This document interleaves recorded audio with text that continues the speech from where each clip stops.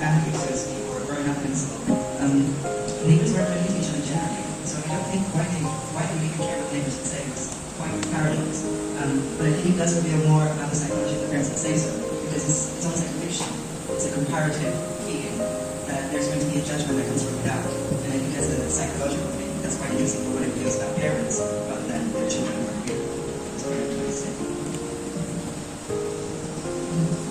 Yes.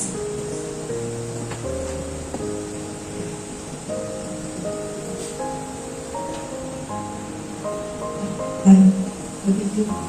I just want to say something about that first question. To my hometown here. Since I have my memory, I'm really like this. I don't have any time or moment that my parents ask what happened to me, even my relatives. So I understand that they accept me as what I am. So I don't care what they will say, who I am, and why I am like this. When I come in Cyprus, I don't have any thought that this country is not open for this kind of sexuality differences. But for myself, I don't care either, because what I am and who I am is I am me, and I don't harm anybody. So this is what I can tell about this, what the neighbor can tell who we are. Thank you. And Yenyen, what you mentioned about violence is something that we're going to discuss later as well. How important it is to be accepted from the family, instead of having family development that is an important society as well. Yes. Second question.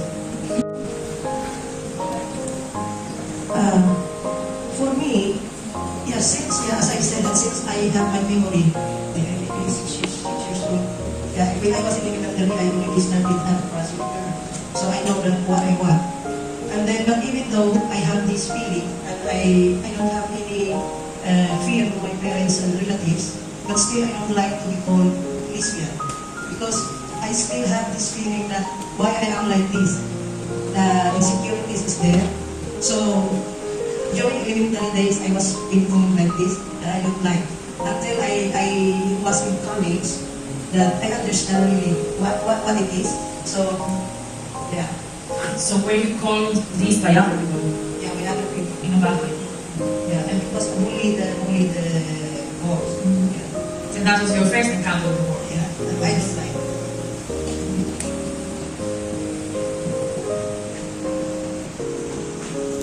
Νομίζω ότι έχουμε μια παραπληξία, γιατί κάτι άλλο είναι στη λέξη των τρισάπων. Όταν θεωρώ ότι υπάρχει μια άλλη συγκεκριμένη λέξη. Θεωρώ επίσης ότι είναι κάπου να υπάρξει μια άλλη λέξη για να την καταστήσει. Εάν με εξελίξει το πιο είναι για το στο τρόπο του προγράμματος, νομίζω αν είναι να καταστήσει, γιατί είναι και στους έργους που μπορεί να συγκαταστήσει. So Fini says that the word lesbian sometimes, because it is used in this violent way, it can cause pain. So maybe it would be even good to replace it by another word, and that maybe this could be the function of the term here that more recently started to be used. The first time I heard the word, I felt a bit dodgy. It's a heavy word, and it actually triggered my internalized homophobia, and I came out years later. I heard this word, but I don't know. I don't think we should change the word. I think we should just try to exercise that actually it's not as heavy, because we think it's an insult, and I had the experience when people were calling to book for my play, they would not mention the word. It was awkward. I want to book for the kids play. They were trying to keep toying around it, so yeah, it's a very heavy word. For me, back in the experience in the Philippines, I grew up with a family. My mom and my grandma used to take care of gays. Yeah, so the first time that I heard the word lesbian, and then my mom said, "What do you think?" I said, "Nothing." And then my grandma said, "So, does it harm you, or does it do anything to you?" Even with because in the Philippines, you know that it's a Catholic country. And even it's not about religion or the church and the state will not be together. But yeah, there are some from the church that they would say no, but then later on they don't care. And now we have a representation at the House of Congress that father is a trans, a lesbian, a politician, that they were able to draw law that it's for everyone now. I mean, yeah, that's why when I started with the group in here, that it's good to find they only want a safe place.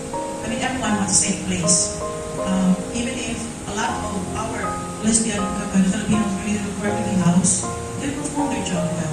They take care of the kids, they take care of the old people. I mean, we don't, but even if that one we still experience bad things, but from now on, I think the society, the community start to be accepting this kind of people. They're not from alien or something. They're people. It's the same with us. So, but I think it starts really from the family. The parents, the godmother, the grandmother should be there. These opportunity to talk about the difference more. So in the beginning, it made me feel like I was putting myself in a box with those labels, and also maybe I couldn't pronounce lesbian word to my mom. Probably I didn't want to hear that words what was included, adjectives and everything, all the heaviness maybe. I avoided it. But in time I understood that labels are not putting me in a box, but they're helping me to discover more. So yeah, that's my point of view. Ήθελα να πω ότι μια μήνυμα σεξουαλική ευαισθητότητα την άλλη και τα τέλεια. Θεωρώ ότι είναι ένα αξιόλογο. Πρέπει κάποια στιγμή να καταλήξουμε. Θεωρώ ότι τα τέλεια έχουν ουσία ως ώστε να καθοδηγούν έναν άνθρωπο σε μια συγκεκριμένη κατεύθυνση και ένας άνθρωπος είναι μέσα σε συγκεκριμένη κατεύθυνση. Και επίσης οι ταπέλες οι ονομασίες ορολογίες των προσωπικών έχουν σημασία μόνο για νομική κάλυψη ή για μόνος και τέτοια. Δεν άλλο. So Finn says that we are talking about gender fluidity and labels at the same time, and maybe we should decide what of them to be doing, and that maybe labels are useful for legislative laws and this kind of things, but maybe we should leave them there. And yes, this in my mind can be connected to what can I say, because I found very interesting the reason that what sounds like a box sometimes can be seen as a room inside of which you can play and discover. And I hear there that labels can be strategy or a temporary place sometimes. I want to hear what you say. Does anyone else say something about any of this? The labels? I think all of what's been mentioned is very useful. These are very different sections to think about. As Fiona said, there's the aspect of legislation. So that it's not that I'm going to label myself. What's of importance is how society is labeling me. And some people don't have a choice to not represent as gays, lesbians, faggots. I mean, they are visible symbols. So I don't think it's, for me, labels are more interesting to think about not as much of self-identification, but how they are sometimes slurs. They are sometimes, as we pointed out, the jurisdiction of the system, the legal system by which you have to confront your own sexuality. So you cannot call yourself lesbian, I love the word lesbian, but you might not want to call yourself lesbian, but at the moment that you want to adopt a child with your partner, what are you? Legal. Well, not for the state. And so then there's a part of me that goes beyond that. I won't go very deep into it, but my queer politics says there might be something deeply wrong with the law on a deeper level that we have to examine in how we can accommodate more complex identities, not just couples, for instance, adopting, but something more complex for us problems.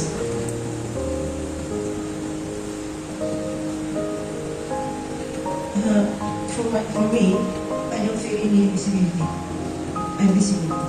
Yeah. And even to my community, the lesbian who were here in Cyprus, we show what we really are. I was just sad about others, especially in the Cyprus community, that they have fear to show about what they are. Yeah. Because for us Filipinos, we already show ourselves. So regarding the visibility growing in Cyprus, I don't have any problem. Yeah. But would you like, for example, to see more from television shows to movies to, I don't know, even ads? I mean, the Philippines have already a lot of it that they have their own. Υπάρχουν κάποιοι νόμοι οι οποίοι πραγματικά ασφαλίζουν την ένδοση να μιλήσει. Βοηθούν την ένδοση. I mean, we have same-sex partnership. We have a couple of things from hate speech is very important. If you go go on the yoga website that gives you the rainbow chart of Europe, you can see what rights need to be limited. So again, as someone who is politicized as feminist and queer, I would be very cautious about how we ask for rights. So currently, gays can go to the military. Do we sign up for that? Why do you have that right? If you want it, that's okay, you can have it. You don't need to impose it on all the gays that don't want to go to the military. So I think we need to be a bit cautious about how we ask for those rights also. At the same time that, let's complicate this a little bit. So if you're a woman who wants to have access to IVF as a lesbian couple, you can. If you're a woman who's single, you can through a very lengthy process with some loopholes, including a psychological assessment. Why aren't heterosexuals having psychological assessments before they and then pull out children? So for me, rights are mandatory. I want them all now. I don't want them to be imposed on me. I want a variation of the law to account for lives that cannot have those rights. What about migrant Filipino women? What are they doing here? Oh, they are domestic workers taking care of the children of heterosexuals. So we live in a very unequal society, and I don't think it's just the rights. I think we need to think about an entire cultural shift in how we think about citizenship more deeply before we talk about even sexuality. And let's not forget that law is a bunch of words thrown together a couple of centuries ago. It's not set in stone. Even the few rights that we do have can go away. We can see this actively with abortion in the US right now. We can see that homosexuality in Poland is a really dark and deep problem. We can see that those rights that we assume that we have, abortion consent was 2018. What were women doing before that? We need to think about how those rights might not be there legally, but people who have money can access all sorts of services. So what about the socioeconomic factor? What about people who come from lower economic statuses in Cyprus? It's not about rights only. I think it's a much deeper discussion. And from what you say, there's a very key that rights are there to protect all of us, but people have access to resources whose class is different can find ways to do the things that they want to do generally. In terms of creating access to them, among other things. Do you think that Cypriot society is changing for LGBTQIA plus people generally, and for lesbian and queer women more specifically? Not in terms of rights this time, but in terms of this cultural shift that some of you mentioned. Θεωρώ ότι είναι άλλες κοινωνίες στην κοινωνία, άλλες γενιές είναι πιο He said that she doesn't think that society changes, but generations change. The younger generations are more they agree with the generation, but also, I don't know, when I moved from London, I had this, people here are open-minded, but as you start to, start living here and you meet people, you'll be very surprised, like, Cyprus is really changing. Like, for me, my experiences have always been good here, even with my old lady. I mean, Int'l, Center of Performing Arts, it's not run by queer people, and they've always accepted, like when I first told them the title, it was just, okay, it sounds fun, No questions, you can do whatever you want. I feel very supported in general. We can say something very similar about festivals. Yes.